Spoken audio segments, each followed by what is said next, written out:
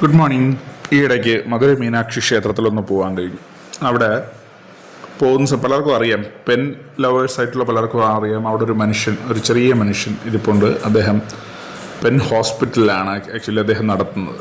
വളരെ ചെറിയൊരു ടേബിൾ ഇട്ട് അവിടെ ക്ഷേത്രത്തിലോട്ട് പോകുന്ന വഴിയിൽ കാണാൻ പറ്റും. അദ്ദേഹത്തിൻ്റെ കയ്യിൽ നിന്ന് വാങ്ങിച്ചതാണ് ഞാൻ ഈ പേന.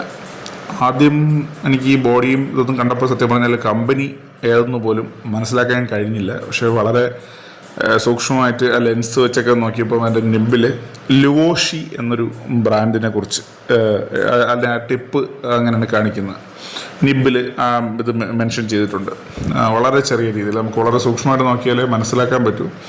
ഞാൻ പതുക്കെ അത് നെറ്റിലൊന്ന് സെർച്ച് ചെയ്ത് നോക്കി. സംഭവം ലുവോഷി എന്ന് പറയുന്ന ചൈനീസ് ഒരു ബ്രാൻഡാണ്. അതിൽ അവർ എസ്പെഷ്യലി റൈറ്റിംഗ് ഇൻസ്ട്രുമെൻറ്റ്സിൽ അല്ലെങ്കിൽ റൈറ്റിംഗ് മെറ്റീരിയൽ അത്തരത്തിലുള്ള പേനകൾ പോലുള്ള കാര്യങ്ങളിലാണ് അവരുടെ പ്രൊഡക്ഷൻ ഉള്ളത്.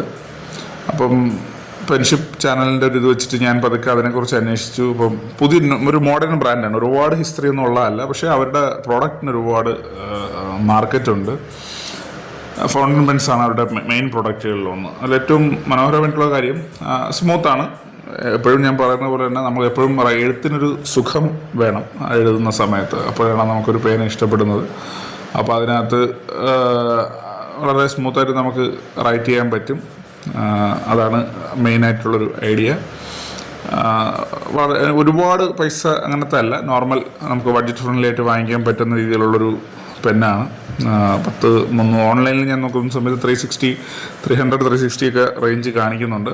അദ്ദേഹത്തിൻ്റെ നിന്ന് എനിക്ക് തോന്നുന്നു ഞാൻ 300 വാങ്ങിച്ചതെന്നാണ് എൻ്റെ ഓർമ്മ. കുറച്ചൊരു ഡിസ്കൗണ്ട് ചെയ്താണ് അദ്ദേഹം തന്നത്. വളരെ കുറച്ച് പെൻ ഹോസ്പിറ്റലുകളെ നമുക്ക് ഇന്ത്യയിൽ കാണാൻ കഴിയും. ട്രിവാൻഡ്രത്ത് ഒരെണ്ണം ഉണ്ടായിരുന്നു. പിന്നെ ഉള്ളത് ഡിണ്ടിഗലിലൊരു പെൻ ഹോസ്പിറ്റലുണ്ട്, മധുരയിൽ ഇദ്ദേഹമുണ്ട്, പിന്നെ കൊൽക്കട്ടയിലൊക്കെ ഉണ്ടെന്ന് ഞാൻ കേട്ടു. Anyway it's A good pen.